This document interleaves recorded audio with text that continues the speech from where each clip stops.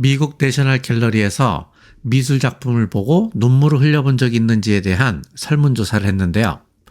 이에 대해서 그런 적이 있다고 대답한 사람들 중에 70%는 마크 로스코의 작품을 보고 눈물을 흘렸다고 대답했다고 합니다. 로스코의 작품이 도대체 어떻길래 사람들이 그의 작품을 보고 눈물을 흘렸을까요? 로스코의 작품에는 무슨 엄청난 감동을 주는 스토리가 있는 것도 아니고 어떤 구도가 있는 것도 아닙니다. 그렇다고 해서 그림을 그리는 특별한 기교가 있는 것은 더더욱 아니고요. 로스코의 작품들은 색채나 형체가 없는 그냥 물감 덩어리일 뿐이에요. 미국 텍사스의 작은 예배당에는 십자가 대신에 마크 로스코의 미술 작품이 걸려 있는데요. 이 작품도 마찬가지로 물감 덩어리입니다.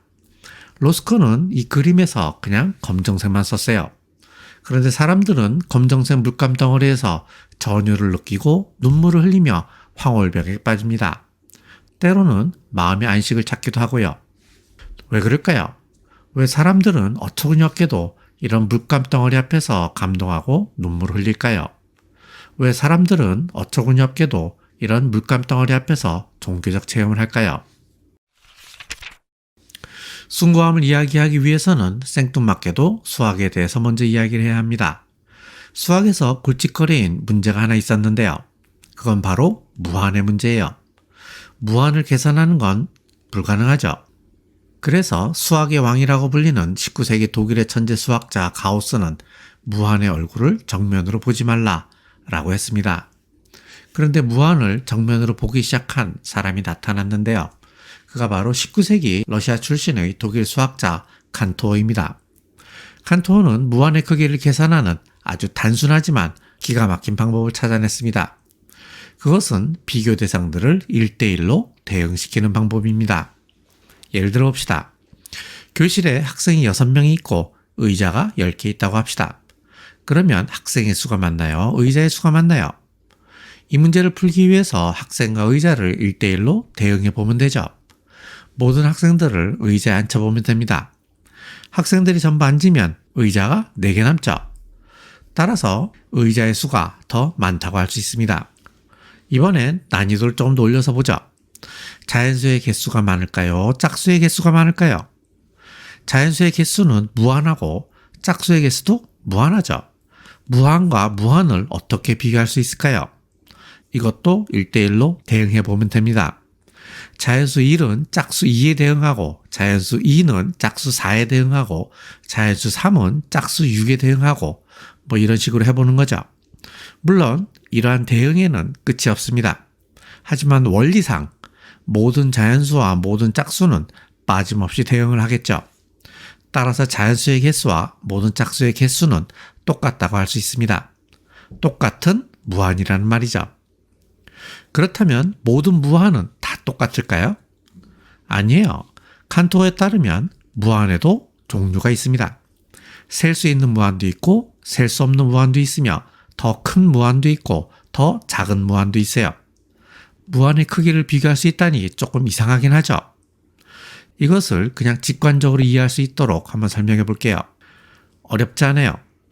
분식집에 갔는데 메뉴가 딱 3가지만 있다고 합시다. 김밥, 라면, 떡볶이. 여기에서 내가 메뉴를 선택할 수 있는 방법은 몇 가지가 있을까요? 나는 김밥만 먹거나 라면만 먹거나 떡볶이만 먹을 수도 있고 메뉴를 2개 골라서 김밥에 라면을 먹거나 김밥에 떡볶이를 먹거나 라면에 떡볶이를 먹을 수도 있습니다. 김밥, 라면, 떡볶이를 전부 먹을 수도 있고 아니면 물만 먹고 아무것도 안 먹을 수도 있어요. 즉 분식집 메뉴 집합에 원소가 3개이면 내가 이 중에서 고를 수 있는 메뉴 선택의 수는 8개라는 겁니다. 이처럼 어떤 집합의 원소의 개수가 n개이면 이 중에서 고를 수 있는 선택의 수는 2의 n승계입니다. 그러면 무한계의 자연수를 고르는 방법의 개수는 몇 개일까요? 그것은 2의 무한대승입니다. 그런데 놀랍게도 무리수의 개수가 바로 2의 무한대승이에요. 말하자면 분식집 메뉴의 개수가 자연수 개이면 메뉴를 고를 수 있는 방법의 수는 무리수계라는 겁니다. 그렇다면 무리수를 선택하는 방법의 수는 얼마일까요? 그것은 바로 2의 n승입니다. 그리고 이렇게 선택한 것을 다시 선택할 수 있는 방법의 수는 2의 n승이고요. 또 이것을 다시 선택할 수 있는 방법의 수는 2의 n승입니다. 또 이것을 다시 이제 그만하자. 즉 무한은 같은 무한인 줄 알았는데 알고 보니 똑같은 무한이 아니라는 겁니다. 큰 무한이 있고 작은 무한이 있다는 거죠. 무한에도 등급이 있다는 겁니다. 이런 식으로 무한을 거듭하면 가장 큰 무한이 나올 겁니다. 칸토어는 그것을 절대적 무한이라고 했고 그 절대적 무한을 신이라고 보았습니다. 오직 신만이 이러한 절대적 무한을 품을 수 있고 오직 신만이 절대적 무한 속에 거주할 수 있다고 본 거죠. 이때부터 칸토어는 수학자이기를 포기하고 신학자가 됩니다. 그렇다면 칸토어가 발견한 신의 정체는 도대체 무엇일까요? 그것은 숭고함입니다. 그렇다면 그 숭고함은 어디서 나온 걸까요? 그 숭고함은 무한 속에 있었던 것일까요? 아니면 칸토어의 마음속에 있었던 것일까요? 마음속으로 자연수를 한번 세봅시다. 1, 2, 3, 4, 5, 6, 7, 8, 9, 10. 계속해서 수를 올려봅시다. 365만 2,729. 이 정도의 수는 우리의 수 개념으로 설명할 수 있죠. 그렇다면 가장 큰 자연수는 얼마일까요? 계속 수를 올려서 아무리 큰 수를 찾아도 그보다 더 큰 수가 반드시 있습니다. 이런 식으로 해서는 가장 큰 자연수를 찾을 수 없어요. 이때 인간의 이성은 다른 방법을 모색합니다. 자연수 자체를 하나의 총체적 덩어리를 보고 그 속에서 절대적으로 큰 수를 찾아냅니다. 이렇게 찾은 것이 바로 무한이에요. 가장 큰 자연수는 무한입니다. 무한이라는 정답을 찾아낸 이성은 기쁨에 도취됩니다. 하지만 기쁨도 잠시 인간의 이성은 무한이라는 정답을 찾아냈지만 도대체 무한이 뭔지 설명할 수 없어요. 유한한 존재인 인간이 무한이라는 개념을 설명하는 것은 불가능하기 때문입니다. 그래서 가우스가 무한을 정면으로 보지 말라라고 말했던 겁니다. 이처럼 인간은 무한만 생각하면 불편하고 불쾌한 감정을 가지게 돼요. 그런데 불쾌한 감정도 잠시 인간은 무한 속에서 자신의 놀라운 정신을 발견하게 됩니다. 인간은 유한한 존재이지만 무한이라는 개념을 생각해낼 수 있는 정신을 가지고 있다는 것을 깨닫습니다. 이때부터 불쾌했던 감정은 쾌의 감정으로 바뀌기 시작합니다. 칸트는 숭고함이란 이처럼 불쾌한 감정이 쾌한 감정으로 바뀌는 것이라고 합니다.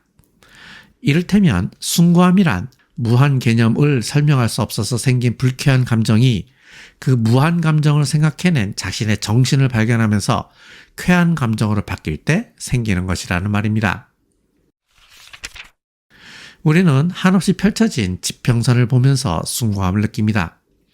지평선은 끝이 없지만 그 끝없는 지평선을 무한 개념으로 포착한 인간의 정신을 발견하며 숭고함을 느낍니다. 우리는 광대한 밤하늘을 보면서 숭고함을 느낍니다.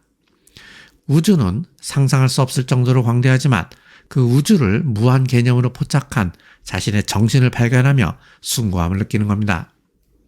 인간은 자연의 힘에 완전히 압도되어 도저히 어쩔 수 없는 상황에서도 숭고함을 느낍니다.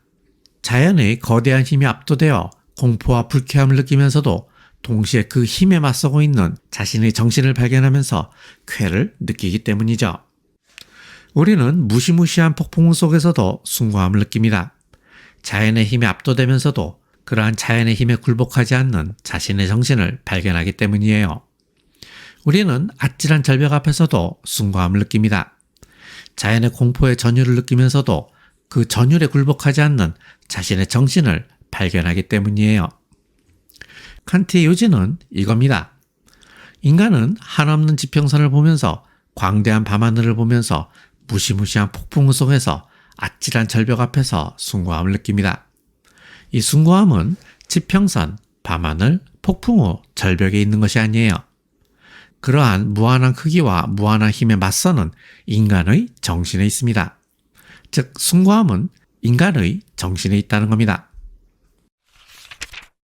앞에서 왜 우리가 로스코의 물감 덩어리를 보면서 감동하는지, 왜 종교적 체험을 하는지를 물었습니다. 칸트의 숭고 개념을 통해서 이것을 한번 설명해 보죠. 로스코의 작품은 굉장히 큽니다. 가로 3m, 세로 5m나 되는 작품도 있어요. 로스코는 미술관에 자신의 작품을 낮게 걸어 놓습니다. 그리고 관람객들로 하여금 그림으로부터 45cm 떨어져서 감상하라고 말합니다. 그래서 관람객은 로스코의 그림을 한눈에 볼 수 없어요. 작품이 너무 큰데다가 작품과의 거리가 너무 가깝기 때문이죠. 이때 관람객은 작품의 크기에 압도됩니다. 게다가 작품 속에서 아무것도 발견할 수 없죠. 당연하죠. 물감 덩어리에서 도대체 뭘 발견하겠어요? 이때 작품 앞에서 불쾌의 감정을 느낍니다. 하지만 이내 관람객은 이 물감 덩어리를 어떤 개념으로든 포착하고 있는 자신의 정신을 발견하면서 쾌의 감정을 느낍니다. 불쾌의 감정이 쾌의 감정으로 바뀌는 순간 숭고함을 느끼게 됩니다. 즉 숭고함은 물감 덩어리에 있는 것이 아니라 관람객의 정신에 있었던 것입니다. 그 정신이 바로 끝없는 지평선에서 광대한 밤하늘에서 무시무시한 폭풍 속에서 아찔한 절벽 앞에서 발견한 바로 그 정신입니다. 이것이 바로 숭고함의 원천이에요. 테레사 수녀는 빈민을 위해서 일생을 바치라는 신의 계시를 받고 인도의 빈민가로 들어갔습니다. 그곳에서 평생을 빈자와 병자 그리고 고아를 위해서 헌신했죠. 왜소한 체격의 병자를 돌보느라 허리는 굽어버렸고 자신의 몸을 돌보지 않아 심장병, 말라리아, 폐렴 등으로 고통을 받았어요. 하지만 그녀는 죽는 날까지 자신의 소명을 받아들였습니다. 베트남의 틱광득 승려는 사이공 광장 한복판에서 자신의 몸에 휘발유를 뿌리고 불을 붙였습니다. 베트남 독재 정권의 불의에 맞서기 위해서였죠. 인간이 느낄 수 있는 가장 큰 고통은 바로 불에 타는 고통이라고 합니다. 그는 자신의 몸이 타들어가는 고통 속에서 외마디 비명도 지르지 않은 채 천천히 타들어갔습니다.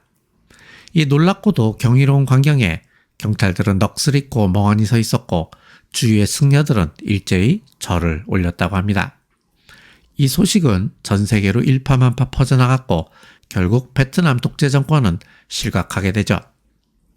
비트겐슈타인은 평생을 죽음에 대한 공포와 자살 충동에 시달렸습니다. 그는 1차 세계대전이 발발하자 오스트리아 군에 자원 입대를 해요. 죽음과 대면하기 위해서였죠. 그리고 포탄이 떨어지는 참호 속에서 글을 써나갑니다. 이것이 바로 논리철학 농구입니다. 그는 이 책을 통해서 서양 철학의 모든 문제를 해결하고자 했죠. 그것이 자신의 소명이라고 생각했던 것입니다. 그리고 전쟁이 끝나자 모든 재산을 포기하고 산골로 내려가 홀로 운둔 생활을 합니다. 테레사 수녀에게서, 틱광득 승려에게서, 비트겐슈타인에게서 우리는 인간의 숭고함과 고결함을 볼 수 있습니다.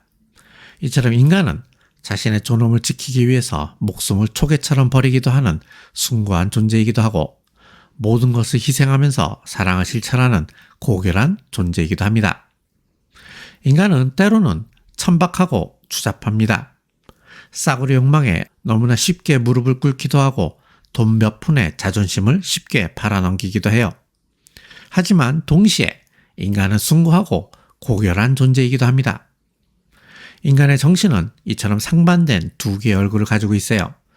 천박하면서 숭고하고 추잡하면서 고결한 존재라는 말입니다. 이것이 바로 인간인 것입니다.